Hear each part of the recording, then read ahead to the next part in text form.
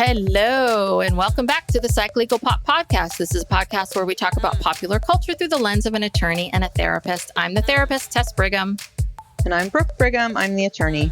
And we are back with Love is Blind, Season 7, Episodes 3, 4, 5, 6, chocked full of stuff.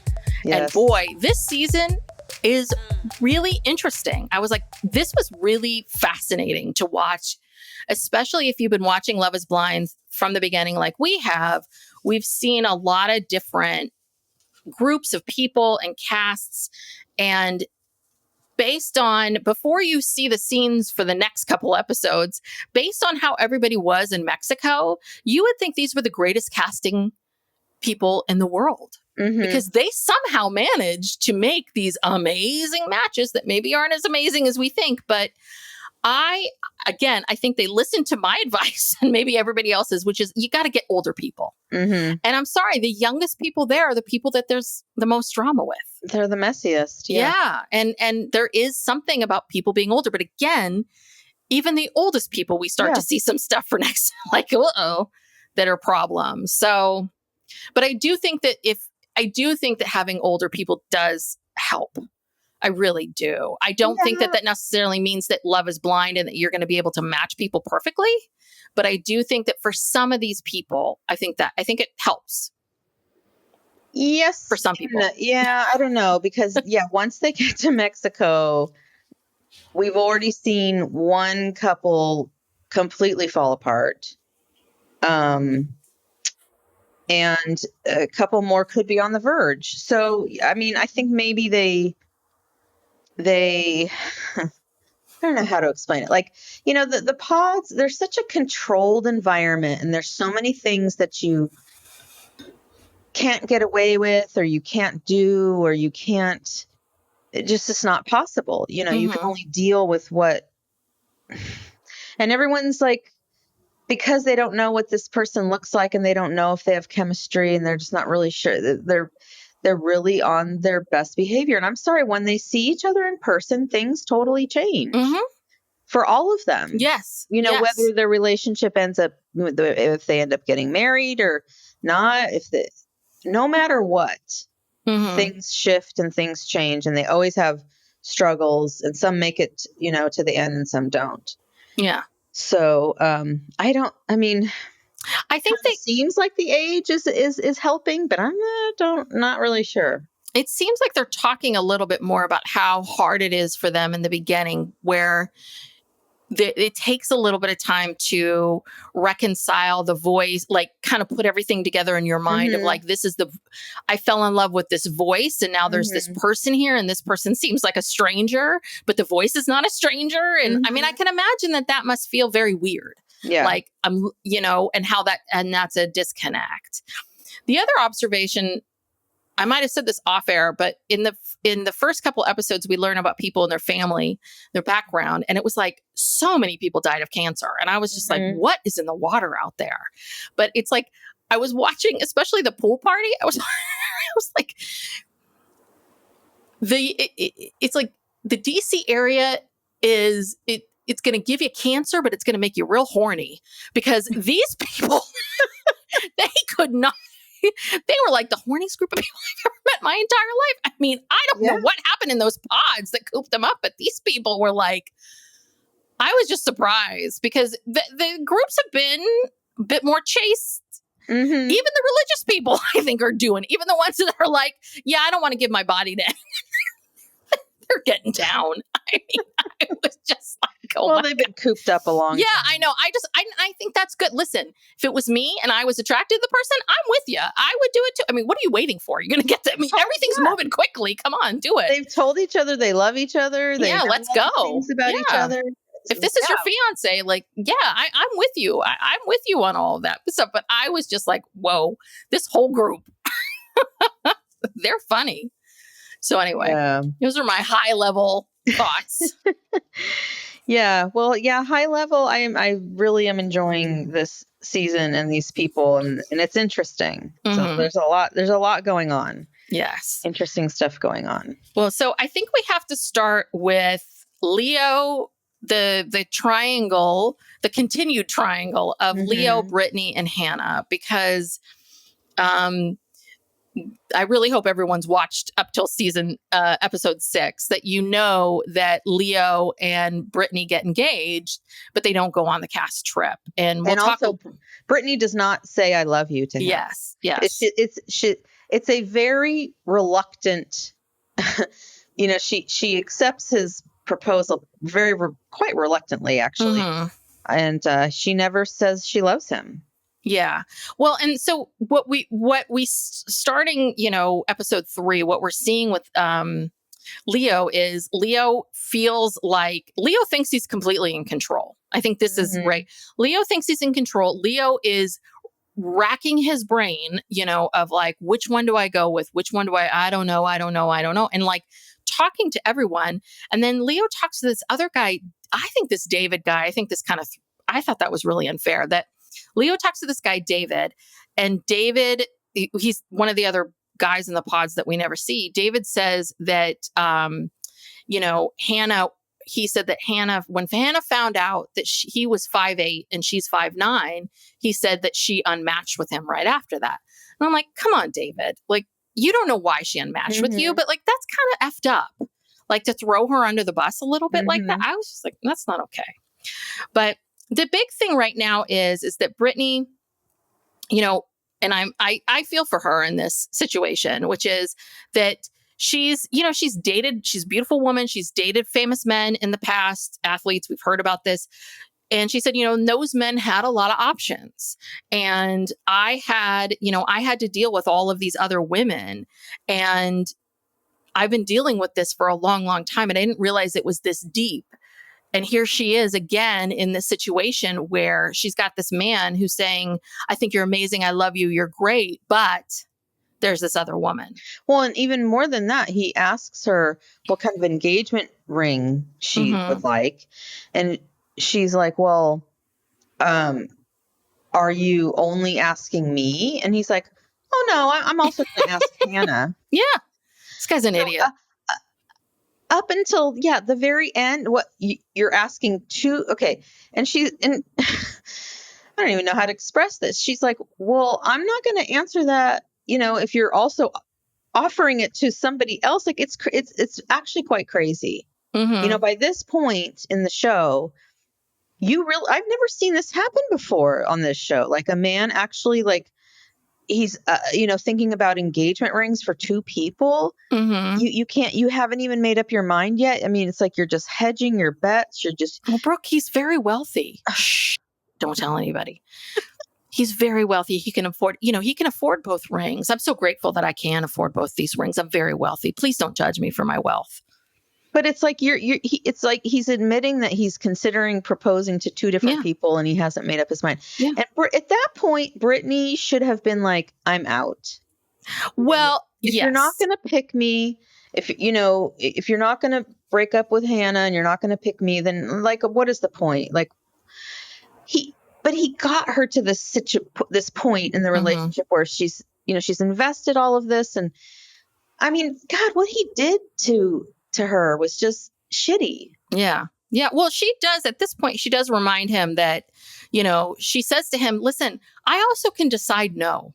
I can also decide. I can say no, which is what you're talking about. And then he turns to her and he said, hey, here's my advice for you, Brittany. And I'm like, she didn't fucking ask for your advice, Leo. I don't even know what the advice was. I just was so irritated by that. Like, well, let me give you some advice, Brittany. It's like, fuck you, Leo. So then we're at this point where, Leo and Hannah, now they're going on a date. And of course, he brings up the prenup, would you find his prenup? And you notice that he does a lot of the same things with both the women. He does this thing with both the women. I was like, okay. And then, it's back and forth of like, then he has a date. We see him having a date with Brittany. And that's when he asks about the ring and she's getting frustrated. And then he's like, well, I need to talk to, he's like, oh, I really love you, Brittany. I think you're amazing and wonderful, but I really need to talk to Hannah. And So Hannah tells everybody out in the pods, I'm breaking up with him. Like, Nick is my person. I don't think this is going to work.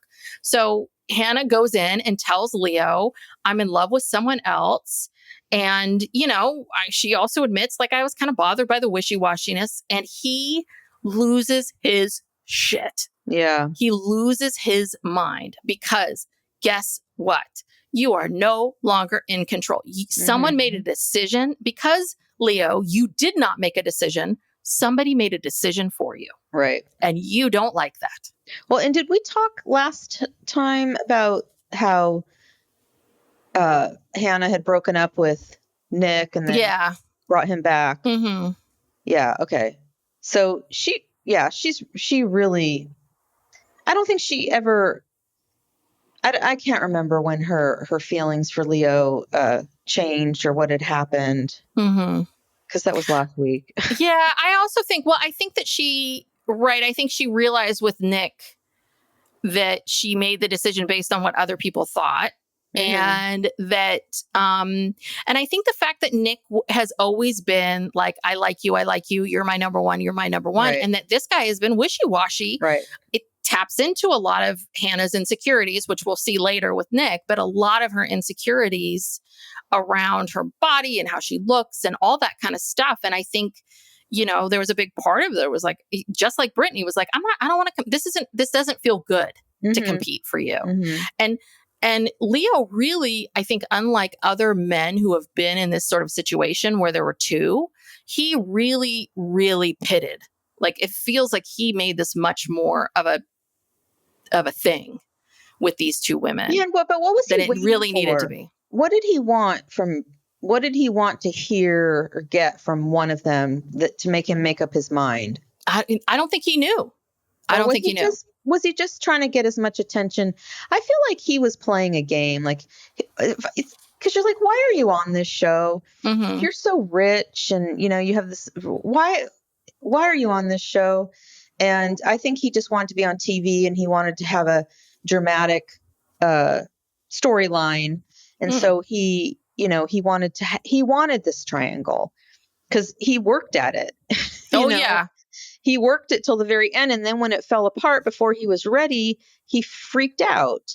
And, then he's making Hannah feel bad. Like, oh, how could you do this? I mean, he was just like begging her to give him some time, give me more time, so I can have some more content here, And I can keep going. I mean, it was just at that point, I was so over Leo. It was just like, get this clown off television. This is like not even real. Mm-hmm. Yeah. Well, Leo wanted to be the decider. And so he jumps into this whole thing of like, if I asked you to marry me, what would you say? What would you say right now? And of course, Hannah, again, I think this is an age thing. Hannah's overwhelmed. Mm-hmm. And it was really in this moment. And I think that if Hannah was Monica, I think Monica would have said, no, you had your chance. Like, we're done. Goodbye. It threw poor Hannah into a tizzy. He was yelling at her. Yes. He was yelling at her. Well, he basically was like, is Nick the first person that ever said, I love you too? And you just picked him and blah, blah, blah. It's like, Jesus Christ. Yeah. I mean, he's making, every other man has always accepted, and woman, maybe that's been upset and some tears, but people have accepted it. They've heard it. But like, he is making her doubt herself. You already know. You know what it's like to have to make a decision and how hard this all is. And now you're mad at her for the exact thing that you're doing. Yeah, it was like he would not let her break up with him. He made her reconsider, because then she had to go back the next day. I mean, and do this again. Because she was sure, but he bullied her into being like, okay, like she just wanted to get out of there. Yeah, okay, I wrote down he's bullying her. I'll think about it, and of course she comes back the next day and her answer is still no. Well, what happened the next day is that, basically Leo says, yes, I have this other person, but my feelings are stronger for you. And she's, of course, like, what? Huh? Yeah, because I think this is the first, which is not true. And I think this is the first time she's heard that. And so, yeah, I mean, it's like, Hannah admits, and she's rightly so. She says, I think he's manipulating me. I think that, and I feel terrible for Brittany. And, so, so Hannah decides, like, I think I need to say something to Brittany about how he reacted. I feel like if it was me, I would want to know. And Brittany, I really have to say, takes all of this in stride. I really think that she handled a lot of this. I like Brittany a lot. She grew on me. Mm-hmm. And then when Leo gets back in the pot to the guys, he's like, he tells them that Hannah was so emotional. He was being really direct with her, and she just kept crying. It's like, oh, and then She's crying because you're bullying her. And the same, and you know what? And you know that Nick D was sitting right next to him when he was saying this. Yeah. It was like, you don't care at all who hears this, and he was just like, she was unwilling to be strong, for him, for the situation. And now I'm unsure about all this. It's like, oh my God. Well, because he has to make it look like he's breaking up with her and not the other way around. So, yeah. And so now she has to go back again and, they have this conversation. He's much calmer. And now it's become a mutual, quote unquote, a mutual breakup. And he goes into this whole thing of like, we weren't compatible. Nick was better for you. That's how, how you feel for Nick is how I feel for Brittany. And then can you tell Brittany it was a mutual breakup? Yeah. Tell her I'm not such a bad guy and, that everything's fine. Yeah. I mean, he felt betrayed. I felt betrayed last night, just like Cody Brown. The betrayal. And then Hannah kind of calls him on something. He said something like, well, I told the producers to cancel our date today. And she's like, well, that's not what you said last night. Like, she's kind of calling him on his shit. But Hannah then goes back they finally break up. Hannah goes back and she's not going to be his messenger. And she tells Brittany what happened. And then we see Brittany come back in again and she reads him this letter about how she feels and like how she feels like she's the second choice. And I don't know. I think by then, I think he had a ring and I think he knew like, I got to do it now. And he said something. She agreed to why, Brittany? It's like, you can do so much better. This guy's a douchebag. Like, well, I think she figured that out. I think it's like you're in that pod. This person is proposing to you. And I think that she just at that point was like, okay, let me just keep going and see what happens. I think she very much was in a place of, I don't know about all this. I'm going to say yes. And let me see what happens. Yeah. Play it out. And she accepts and they see each other. And of course he sees her and he's like, oh my God. She's incredible. She's stunning. And she sees him and yeah. And when they sat down on that couch together, he's practically like, they're like laying back. He's practically like on top of her. I mean, it was so weird. The body language and the way they were sitting. Did you notice that? Oh, yeah. It was really all on her. It was really weird. I mean, you could tell instantaneous that she was not attracted to him. And so he was already on thin ice. I think that was the other thing too, that she was already sort of like, I don't know about this, thin ice. And sees him and is like, maybe this isn't my type, or maybe this is, And again, I think the other part of it too is if you create the situation where you become, back and forth, and Mr. Desirable, unless you were gorgeous, I think she was going to be a little disappointed because you had built this whole thing up so much. Yeah. Of being such a wonderful person. And of course, both these women should be fighting over you. So he was like, oh, wow, I think he figured out he blew it, but she was just not interested. And then we learned that Leo and Brittany did not go on the Mexico trip. Do you want to explain? Yeah, well, it was almost like she kind of knew they maybe weren't going to be going because she said to him after they, the reveal, if we don't go to Mexico, can we go to Miami? Mm-hmm. And he's like, oh, yeah, I'll take you to Miami, blah, blah, blah. So it kind of seemed like they maybe already knew. But yeah, people are upset because they were not one of the couples who were chosen to go to Cabo. And so there was an article this week in Variety magazine where they interviewed Chris Colin, the producer of the show, and he explained why he said that basically they only have the budget and the staff to cover 5, maybe 6 couples. Mm-hmm. So they would have been the 7th couple. Mm-hmm. And so they had to cut someone. And so when they're considering who's going to go to Mexico and who's going to go on, they're looking at not just who's the most interesting.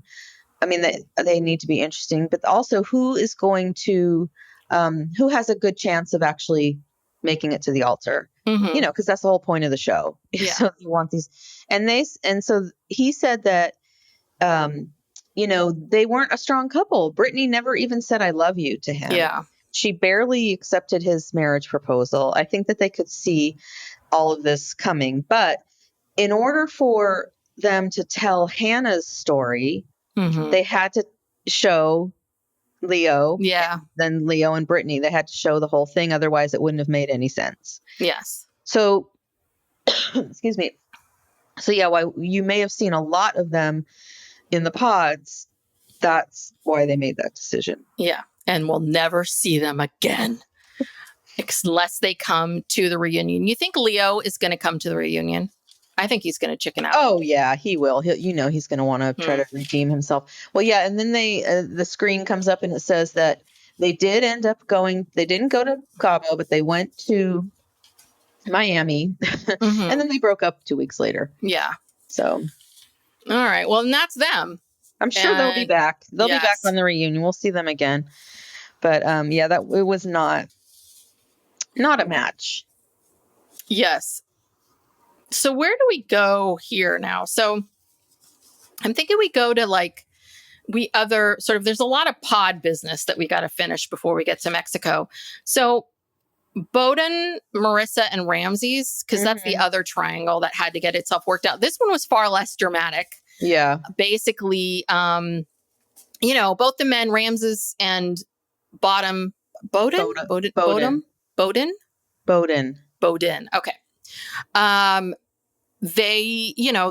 They're both very friendly with each other. They both figured out that they were both with Marissa. And, they both were very, I think, because of the more civilized. And I think they're much more secure within themselves to be kind of we have to trust that whatever's going to happen is going to happen. And, basically we get into this whole thing. Marissa, I don't know. I'm sorry. I don't really like Marissa. No. I don't like her at all for many reasons.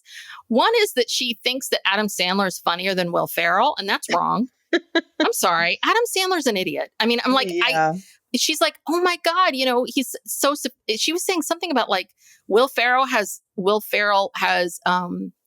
juvenile humor. I'm like, what do you think Happy Gilmore was? Right. All Waterboy?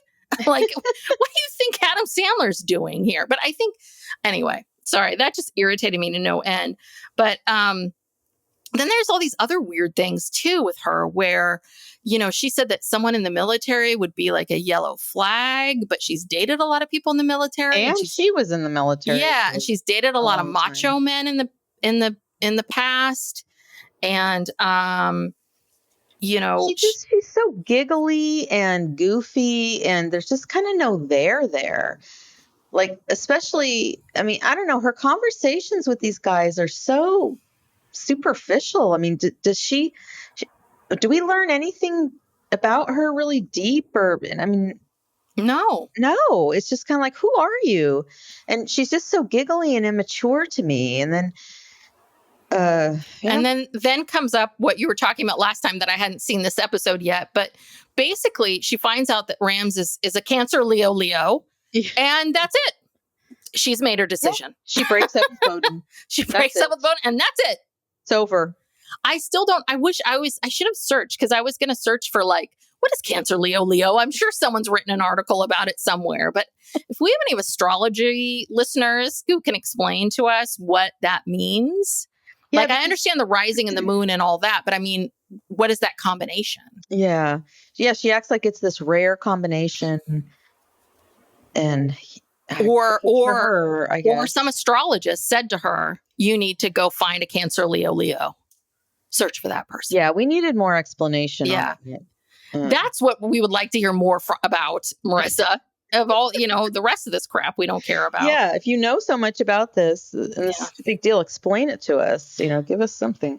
Yeah. So basically, Bodum, Bottom. I don't know why can't I say this guy's name. Bottom. No. Bodum. Bowden. Okay, this is the problem. I got to write it phonetic. Bowden. Okay, this is the problem. That's what I need. Got it. So Bowden takes it well. He does. I think he was disappointed. He took it well. And then Ramses proposes and she accepts.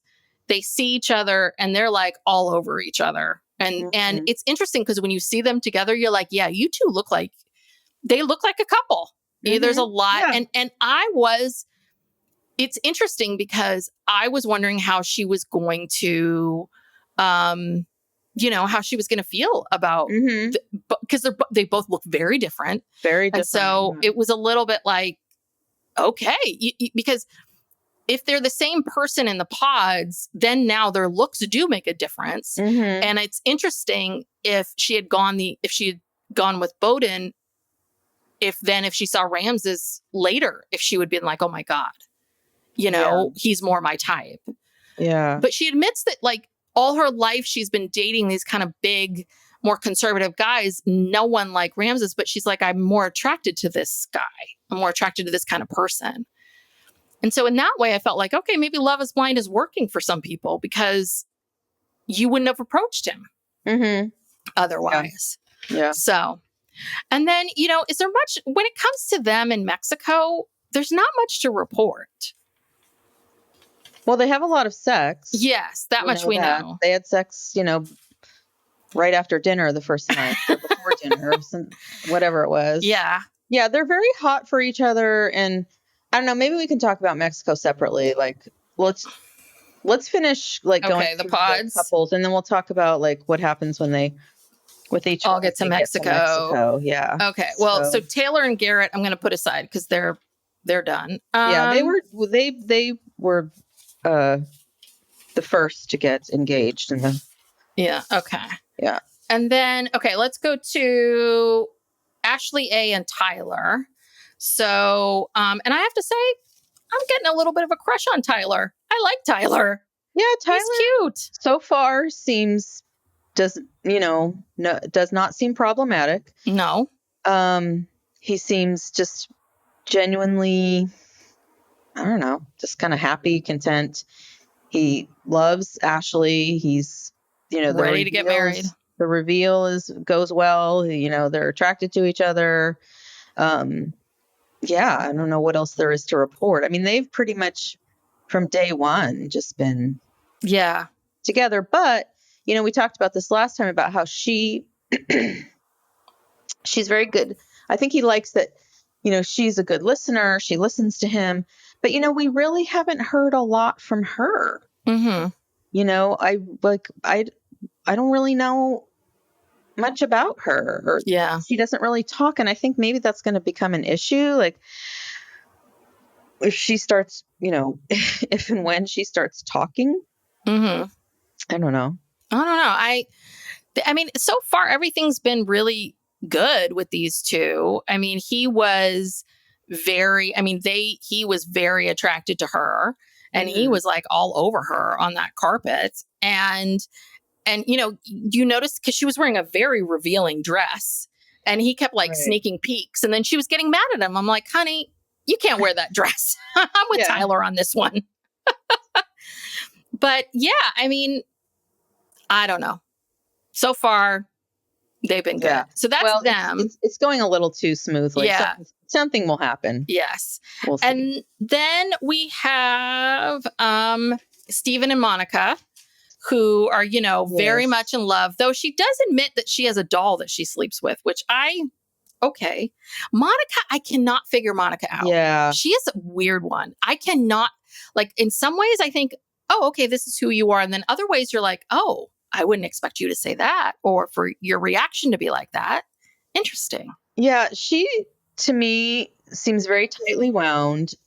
And she, she keeps saying that Steven is just the greatest man she's ever met, besides her father.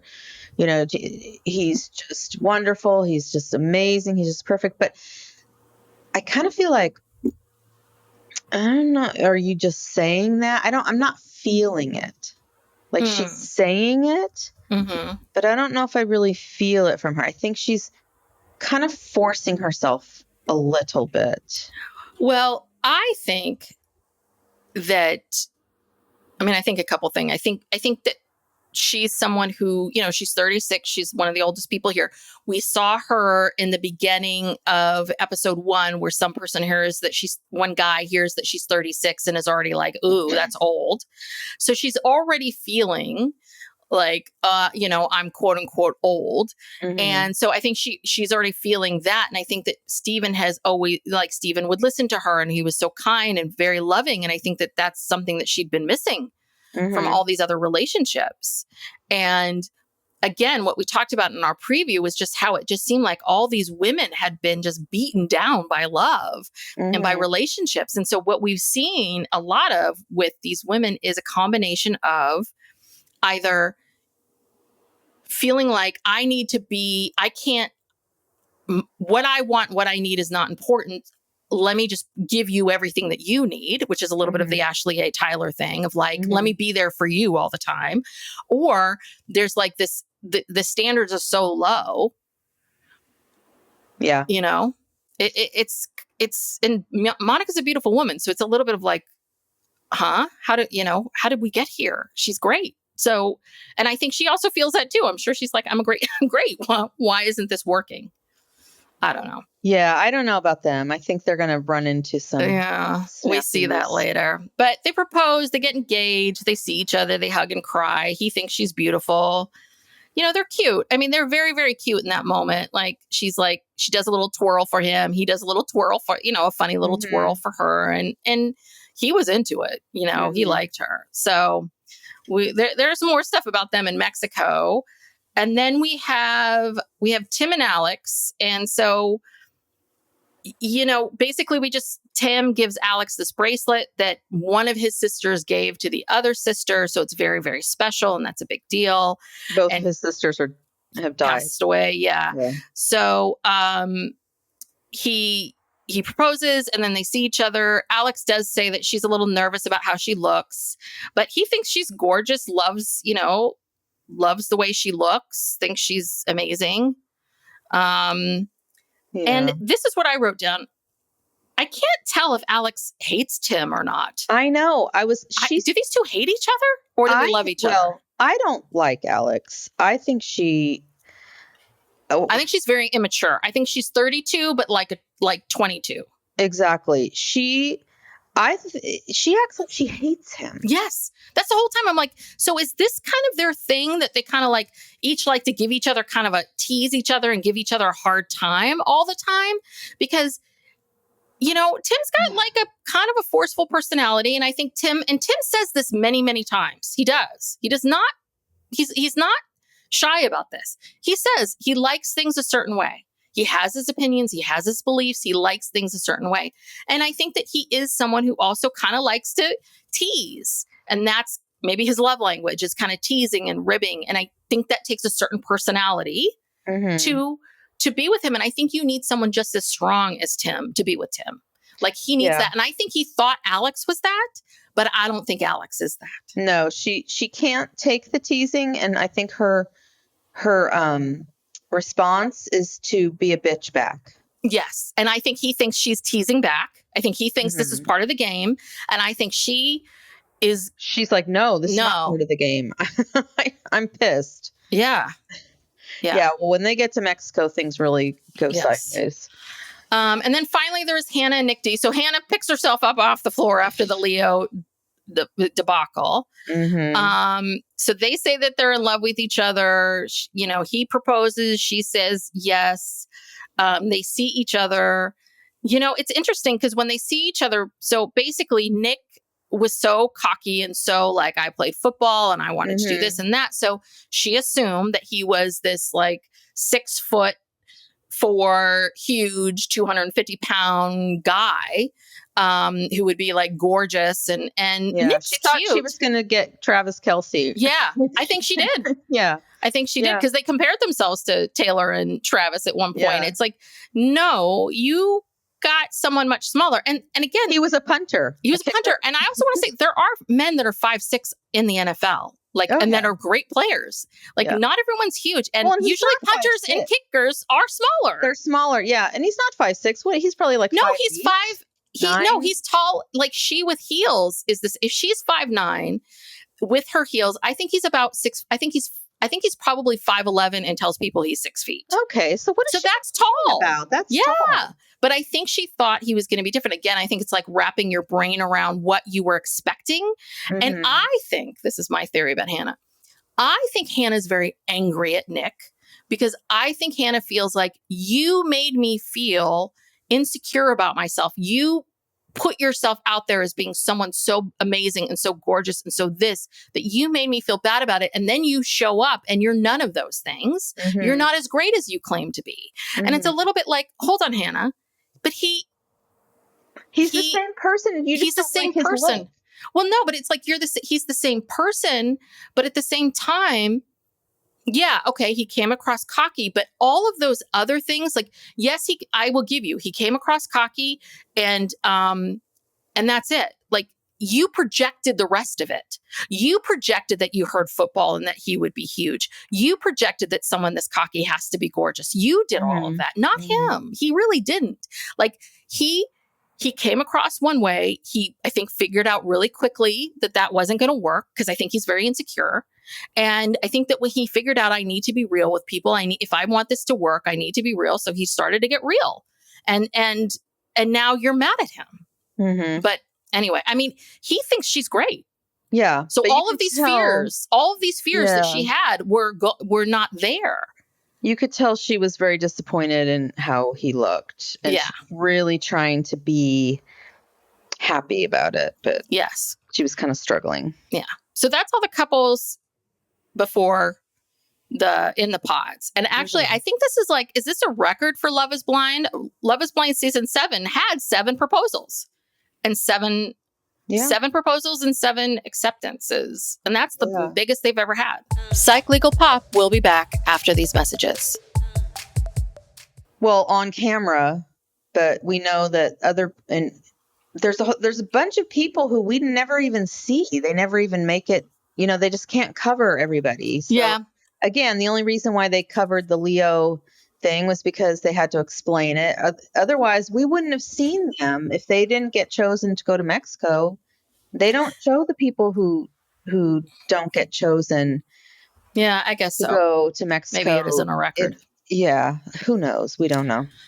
But I mean, can you imagine if they left out all that Leo stuff? That stuff was great.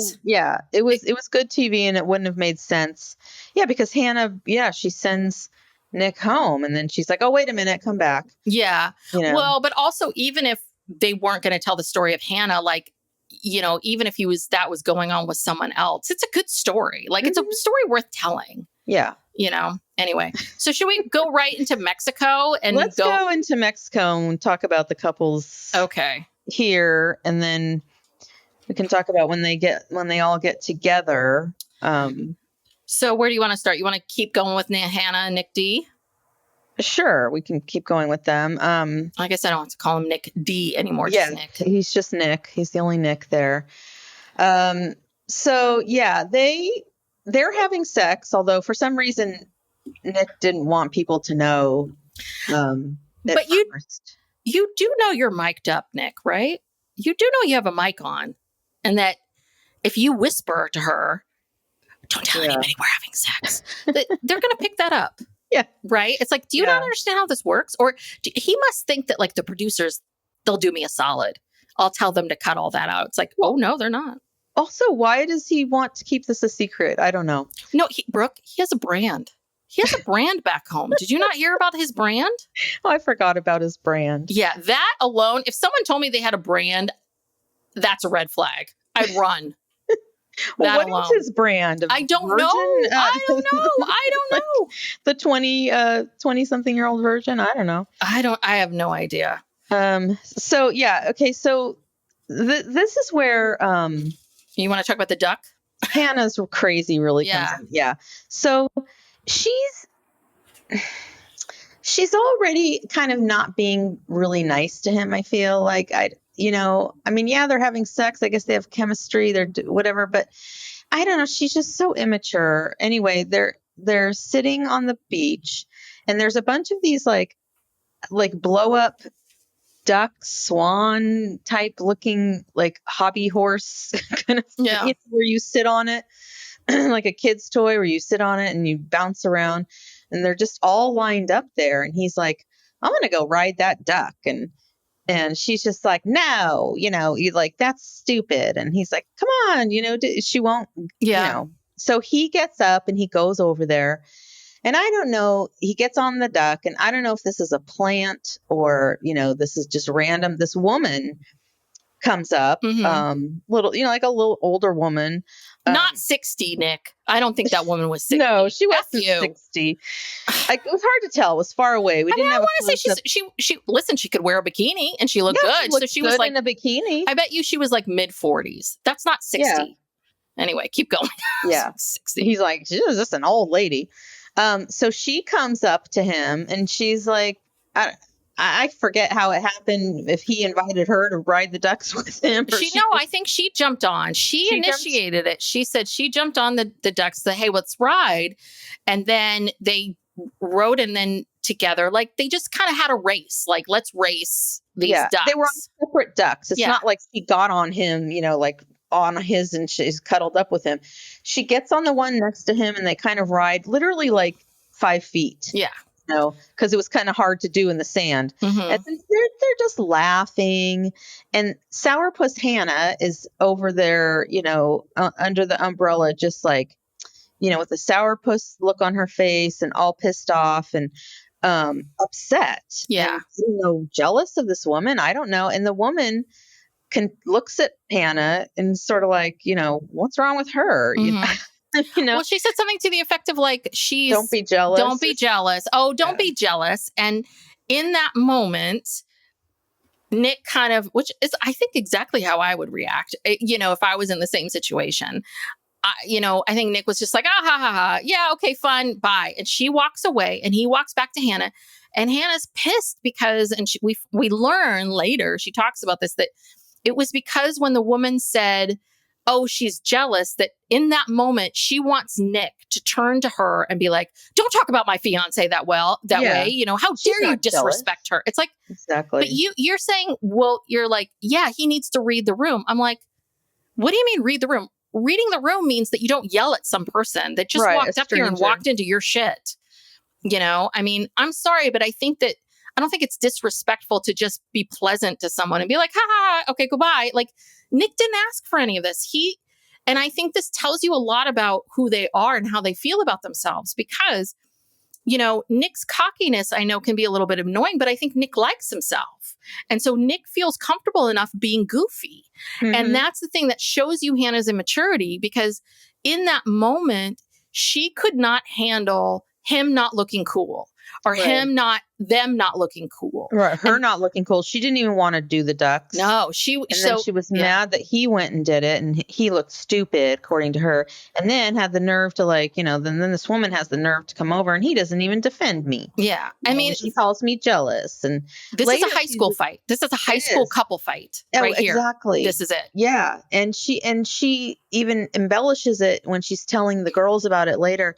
She says that the woman called her a bitch. Like, don't be jealous, bitch. Yeah. Jealous bitch. Call you a bitch. The woman did not call you a bitch. Yeah. So exactly. This is so high school. Mm-hmm. Well, Hannah's got a lot of issues. And Hannah, she is very, very judgy of other people, and which means that she's very, very judgy of herself. And mm-hmm. She just doesn't like herself enough. And we learn about, we learned about this in episode 3, where she talks about her mom, like when she started gaining weight in middle school, mm-hmm. Locking the cupboards. Like, she's got a long issue. She got a lot of issues she's got to work mm-hmm. out. And maybe that's what you needed to focus on instead of quitting your job to come here. Maybe you should have gone into therapy, because it's not, this is not going to work. Yeah, Nick is just kind of dumbfounded, like, what? Like, what have I done? He still doesn't know what he's done. So should we go to the pool party? And when he starts to tell him about the notes? Okay, well, do you want to talk about the other people first before we get to the pool party? Okay. The other couples? Yes. So where should we go? So we kind of Marissa and Ramses. Yeah, they're good. I mean, they're just having sex and nothing's happening. But again, it's just, she's just being, again, we don't see anything substantive with them. mm-hmm. She's just being goofy and laughing, and it's just all physical. So I don't know. There's not really much. Taylor and Garrett, who we have not seen since the proposals, they're now in Mexico. And they seem to be, in the beginning, they're really getting along. They make each other laugh. They seem to be very happy.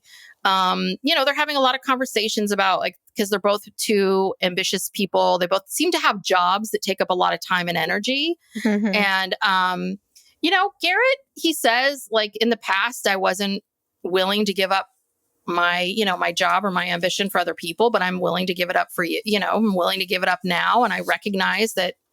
I was like, okay, that's a very mature thing to say, like, or to believe, right? Which is like, if I want this to work, I'm going to have to relent. I'm going to have to give something up.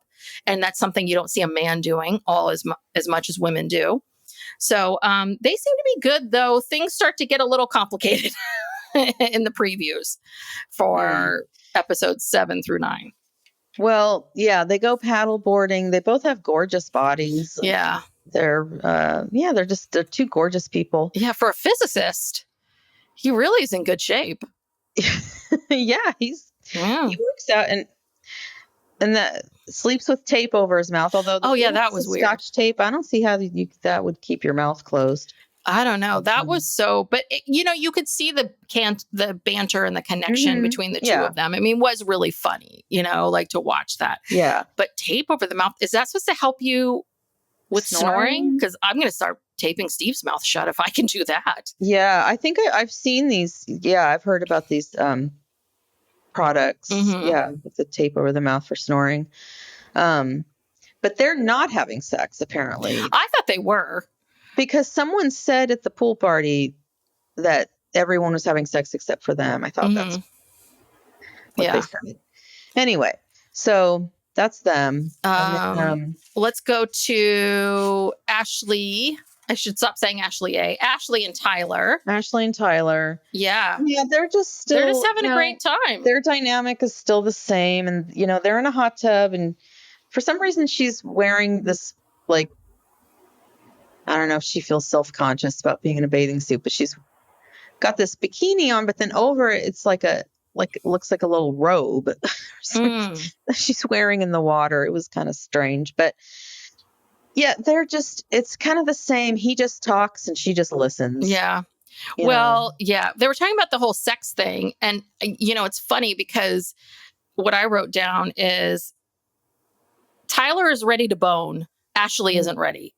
That's basically what I got from that conversation. Mm-hmm. Tyler wanted to bone in that hallway where they met each other. Right. Like, Tyler was ready.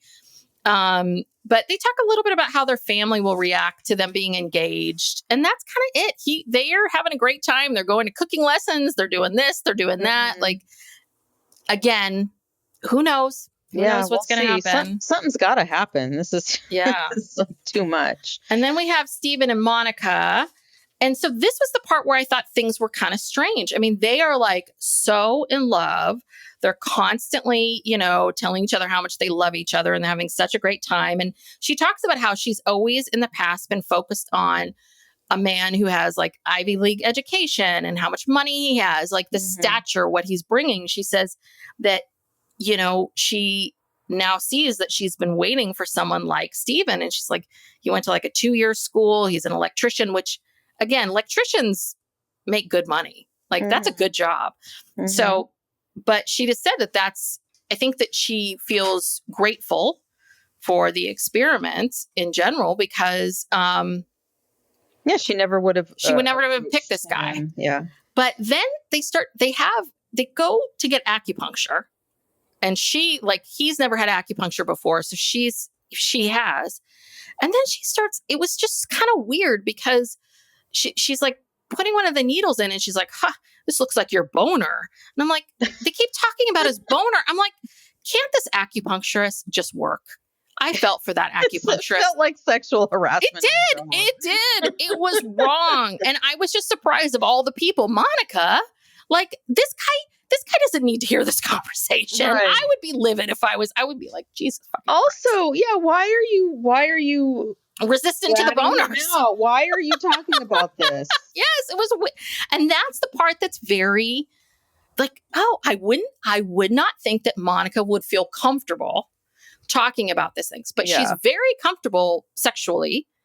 And she talks about a lot of this stuff. She's very open. And I'm like, okay, all right. I'm kind of understanding you a bit more. Okay, this is it. And then after the pool party, this whole thing happens that's very strange. It's like, I think she was drunk and tired and he just kept rambling and she was annoyed with him. Yeah. And then she gets into this whole thing about the ick. Like when a woman has the ick, when a man gives a woman the ick, she can't get past that. And I'm like, I think we need to work on this because I don't think that's true. And I think that this is preventing a lot of people from pushing forward in relationships because is the ick like he did something dorky and we are all dorky and we all have moments where we look like losers and idiots and you've got to let go of the fact that this person's not going to be perfect? Is that the ick, or is the ick like he's an abusive, horrible person? Because I think we're lumping ick in with a lot, right? Like we're making this a catch-all phrase. Well, I mean, I think, to me, I think ick is like someone does something and for whatever reason, like you're no longer attracted to them. And maybe it's just an excuse. Like maybe you really weren't attracted to them. And this is like, this is what you go, oh, well, it's because of this. I don't know. Yeah, that word was thrown around a lot, but I think that that moment was, like you said, I don't think she has the ick from him. I think she was tired and drunk and he was rambling on and on about like all this like goofy lovey-dovey stuff. And she's just like, stop. Yeah. And I think he must have a tendency of doing that. I don't think that's the first time he's done that. And maybe it's just a nervous response. Like he doesn't know what to say. And so he starts rambling on and she was just like, no, I can't listen to this right now. Yeah. All right. So let's talk about, the two couples. Well, we don't. Okay. So we have to talk about Tim and Alex, but I don't know. Should we talk about them now or after the pool party or what? Because the main thing with the pool party, the main issue with the pool party was really the Hannah and Nick stuff. And then after the pool party was the Tim and Alex stuff. Okay. So, but before the pool party, Tim and Alex went into town or whatever, and they were hat shopping. Yeah. I just wanted to say that I felt like she was being mean to him. Yes. He was trying to get a goofy hat. Yeah, he's trying on hats. He likes his hat, and she's like, "No, that's awful. That's her." Like she's just being a wet blanket. She's just being a bitch. And then they go to eat corn. And that corn looked good. Yeah, it did look good. The elote corn. Ah, so good. And I don't know. She just has this attitude with him, like she's bothered by him. Yeah. Yeah. And she's just very bitchy, and he's trying to, I don't know, he's just trying to talk to her and just be whatever. I didn't think that he was doing anything wrong. No, I mean, triggering. I think that, again, we're back to, even though she's 32, much like Hannah in that moment, in that store, she was reverting back to like a 15, 16-year-old of like that kind of like my dorky dad is picking out a dorky hat and I'm so embarrassed by him and I'm going to roll my eyes and walk away. But it's like, you're 32 and aren't you in fashion? Like, shouldn't you be there helping him? If you think these hats are stupid, pick another hat for him and say, how about this hat? How about this hat? How about this? This is better. Or style the hat a little. If he likes the hat, he's the one who has to wear it. And he's just wearing it. It's not like he's going to bring it home and wear it. You're on vacation, you get a hat. Yeah, we all know you buy a bunch of crap on vacation that you think you're going to wear forever, but you don't, you know? So, God, like, what is the big deal? I just don't like her. I just really dislike her. So anyway, I just wanted to point that out. Yeah, but well, I think, yeah. sorry, can I just say that Tim had hands down one of the best lines at that pool party? He's like, you know what I mean? I just stay myself. I mean, you just want to stay smooth. I'm like, all right, Tim, I like that. Stay smooth. I was like, but I think that's how Tim is. I think that he is I think that he's very sure of himself. And I think that he believes in what he believes in.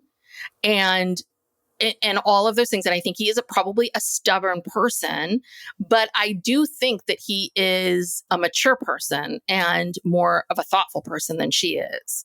And I think he is starting to discover some things about her. Yeah.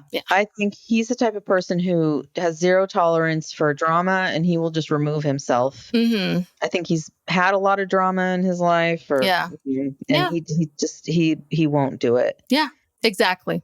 Yeah. So, all right. So should we talk about the pool party? Yes. Finally, we are at this pool party. At the pool party, everyone's seeing each other, I guess, for the first time. And, the men are meeting the women and vice versa. Yeah, these people are all, I mean, at that stage of the show, I was like, God damn it. I mean, like, are we going to start seeing some soft swinging? I mean, it was like everybody was just, whoa, everybody's in love. Everyone's doing it. Everybody's like, okay, let's And also, this is the first time that I can remember when they all meet together in Mexico that nobody's meeting someone that they dated in the pub, which is big. Yes. Yeah. So there's no issues there. Mm-hmm. That's not a problem. Yeah. Yeah. Which is why they have to have a party later on in the season to bring out the other people to create controversy. Bring the other people back. Yeah. So the main thing at the pool party was, everyone was just drinking and having a good time. The women were all like bringing the men over and interviewing them and asking them questions and laughing and joking. And everyone's talking. And everyone at this point is getting along except Hannah and Nick. So things start to get revealed about what's really going on with Hannah and Nick, even though they're doing it and doing all this stuff. So Hannah starts telling everybody about, Nick and the duck thing. And exaggerating her point of view. And then Nick says that he found a bunch of notes sort of laying out in the open about things that Hannah is questioning him about or hates about him, or it was like a list of stuff. 6 things I hate about you. That was the title. Of the episode. Yeah. She basically, on the little pad of paper that the hotel leaves on the desk, she wrote 6 things about him that she didn't like. But I think it was more than 6. I think there were 10. I think they just did 6 things. They felt bad for Nick. We're like, down to 6. Yeah, it wasn't that many. But bullet pointed. Bullets. Yeah. Of things about him that he, one being that he's delusional. I think that has to do with, that really hurt Nick. I think that has to do with the fact of, again, her projections of what he was supposed to look like and what he really looks like. Again, I think she's very angry at him. And also it was a lot of like, is he mature enough? And I'm thinking mature enough, honey. I can't remember all of them. I was going to write them down. I forgot. Yeah. I mean, they just seem so mean. It was just, it kind of felt like, I don't know. You just met this guy in person like a day ago. Okay, you're having sex with him, but you've already determined that there's all these things about him that you don't like, and you leave this note out for him to find. He's so passive aggressive. Yeah. I mean, she's the delusional one. I mean, yeah, she's delulu. And here, this is what I wrote down. I said that Hannah doesn't believe that she's lovable. Hannah does not believe that she's lovable, so that when Nick loves her, she has to look for the flaws.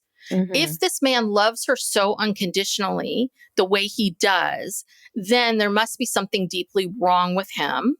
So let me find all these flaws. And I also wrote down, I said, in a way, I think that the 3-way dynamic with Leo and Brittany, even though that was painful, felt far more comfortable to her. Like that dynamic. And, I think that she just doesn't like herself enough to believe that someone's really going to love her. Yeah. She's so insecure. I don't know how much longer this is going Yeah. to last, quite Well, frankly. did you see that thing on social media? Because it's not me. I think it was like the reality Ashley. I saw it there. What was saying that, they were comparing Hannah to Chelsea from last year. And I'm like, oh, yeah, that's an interesting comparison, that they're essentially the same person. And there are a lot of Who's similarities. Chelsea? Remember Chelsea, Megan Fox? Oh, yeah, yeah. Yeah. There are some things with that for sure. I think there are some similarities between the two. Yeah. I don't know. I don't know if you saw that, but I think, yeah, I can see that, but I think Hannah's even worse, because yeah, because I think, and she's younger. I think she's even more immature than Yeah. Chelsea is. But yeah, kind of that whole thing of, making mountains out of molehills and right. Cause that's a big thing in relationships is what are you going to let go? What are you just going to waters, cause your partner's going to do things every day that are going to irritate the crap out of you or bug you or repeat things. So like you have a choice in each of those moments to either say, oh, interesting, or say, you told me that already. You have a choice. And Yeah. sometimes you're not denying your feelings by saying, oh, that's interesting. Yeah. Let it go. Yeah. Yeah. Because they go up this is after the pool party, right? They go up to the hotel and get it out of the garbage can. I don't know who threw it away, but the it's maid, the cleaning lady. She's like, oh, no one needs to know about this. Yeah, Let me throw this away. I'm going to save these people. I don't know if Nick crumpled it up and threw it away or she did. Somebody did. So they retrieve it from the garbage can and they go over it. And that's when he's like, you really think I'm delusional? And she's like, well, yeah. I can't even remember what her response was. I mean, she's ridiculous. Yeah. I don't like her at all. I don't think this is good at all. I mean, Nick is not a bad guy. Like, no, he isn't. Listen, do I think he's the greatest thing? No, but I don't think he's that bad. And I think he's far more sensitive. I think that machismo macho shit that he was doing at the beginning of this whole thing isn't him. I think it was what he thinks he should have been or been. And again, who knows how any of us would be. This is really, you're dating and you're on TV, it's easy to put on airs and I don't know. I just don't think he's as bad as. No. How could he possibly be? And how could she possibly know? She's known him for a day. They've been together outside. Well, it's 2 days. We're now on day 2. Okay. 2 days. 2 days. Jeez, give him a chance. Yeah.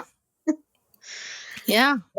Okay. I don't like her. I think Nick would be better off without her. I hope they break soon. All right. Let's talk about Tim and Alex. Because everything seemed to be okay. But again, underneath the surface, I was like, I can't tell if these two love each other or hate each other. I don't know what's going on here. But something went down that the cameras did not capture. The cameras did not catch, or maybe they caught it and it was too much. It might have been to show. So basically, he slept somewhere else that night. After the pool party, they got back to the room and had a huge fight of some kind. He left, took all his stuff, packed up and left, slept somewhere else. And, we don't know what happened. But he's so upset. He said that he was basically coming in to basically say goodbye to her and never see her again. Yeah. Well, and from her explanation, it sounds like what happened was that, again, I think she was drunk. I think they were all really drunk. I think she was drunk. I think she was tired. And she says that I just wanted to get back to the hotel room, take a shower and go to bed. And I think that he was maybe like chatting with her or noticed that she was quiet and, said, hey, is something going on? What's wrong? And I think she was just like, no, I'm fine. And I think that he kept pushing. It sounds like maybe he kept pushing, was trying to figure out what was going on. And I don't know how much he pushed or not pushed. But I guess something set her off. And I think she just lost it on him. And apparently she put her hand over his mouth at one point. And like she called him some kind of a name because he said, what did he say? I won't tolerate being called something outside my name or something. I mean, I think she called him something really nasty. Yeah. And this is something, and again, it might be the alcohol, because I've had friends that have been, I've known people that have been in these kinds of relationships where they're fine, everything's good, but like one person who, if one in the couple drinks too much, they will there's always a fight. There's always a fight, to the point where like it's either stop, you got to stop drinking this much, or we're done. And I think that again, it's a maturity thing. Yes, Alex, you're tired, you're drunk, you just want to go home and you want this guy to shut up, but you're in a relationship. So it means that you have to suck it up and go, you know what? I'm quiet, got nothing to do with you, Tim. I just can't wait to get back to the room and take a shower. So can we just do you mind if we walk in silence, hold my hand? I think Tim would have been fine with that. I think Tim would have been okay. But she doesn't know how to communicate like that. She's very bratty. She's very bratty, the way she speaks to him. And and then intensified by the alcohol and everything else. I think she went off on him. Yeah. And Tim turned in, and because he clearly does not like drama, does not want drama, he probably he didn't react the way that she wanted. Yeah. So it just made her more angry. Yeah. And just escalated. But it must have been bad, because he's ready to just peace out. Yeah. And then she says something about, well, can you move closer to me or something? And he says no. And so then she just moves close to him and gets all up in his, and he's literally just staring off into space, head forward, face forward, just staring while she's trying to cuddle him. And I mean, and he just looked so uncomfortable. Yeah. And he just wanted to get up and walk out. And I was just like, oof. Yeah. The end of the episode was just the camera on his face with her trying to hug him, and just this pan into Tim's face of just looking like he was a deer in the headlights kind of thing. Yeah. So I don't know. Oh, Tim, you're not staying smooth. Things are not smooth. But we know that they stay, on the show because we see scenes from, the next batch of episodes, and they're in it. Yeah. So I guess they're going to try to fix this. Then we also see some scenes where, they show, these are deceptive sometimes, but they show Steven, and then someone's talking about cheating or something. Yeah. Or he made a mistake or something. He said, I screwed up or something like that. But they are just talking about something in the past before he even met Monica. I don't know. They do. They make a lot of this look, it's hard to tell, really how this is all going to pan out. But so based on these 6 couples, because we know Leo and Brittany don't work out, who do you think's going to say I do as of right now? Okay, well, Ashley and Tyler, I think, have the best chance based upon what not Marissa and Ramses. I don't think so. Okay. I think something's going to happen with them because right now they're just, I don't think they really know each other. But I don't know. I mean, I don't know. Okay. Oh, yeah. So Tyler, Ashley and Tyler, and then Taylor and Garrett, I think. Who else do we have? Yeah, definitely not Hannah and Nick, not Tim and Alex. I'd be shocked if that went anywhere. Well, and there was some, that's what Monica was talking about. That's what she wanted to talk to Steven about. And he was rambling on, was the fact that she said she wanted to talk about Tim and Alex. So apparently before they even were walking back to their room, I think things were getting tense. Something was something was bringing that up. And even when Ramses and Marissa were talking about the couples, even when they were talking about each of the couples, they, sorry, heat's getting to me.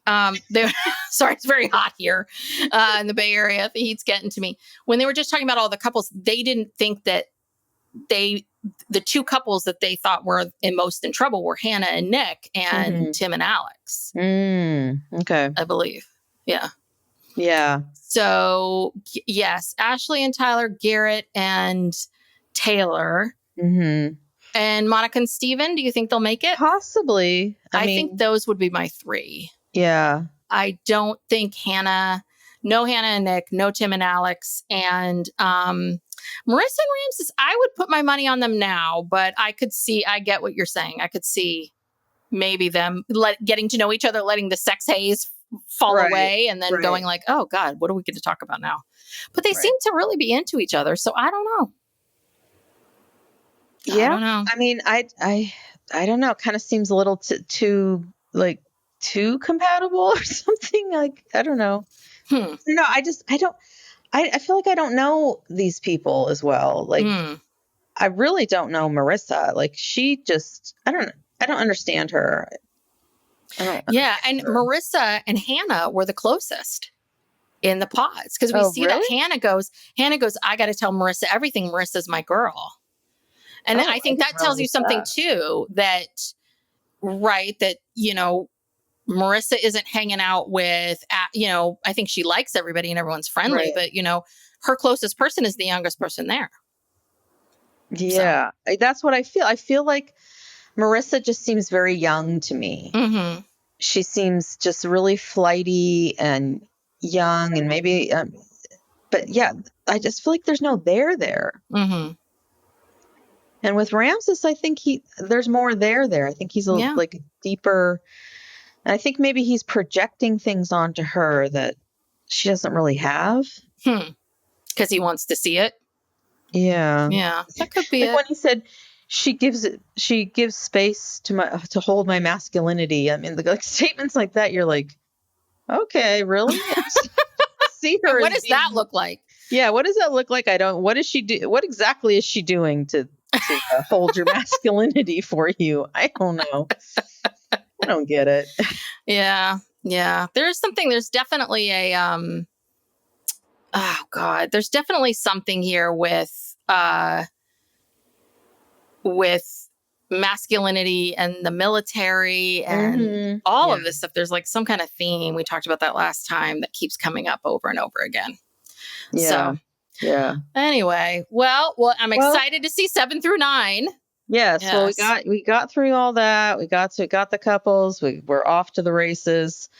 Things are happening. Yes, so they are. This is where it starts to get really good. So so we'll be back next week with episodes 7 through 9. Yeah.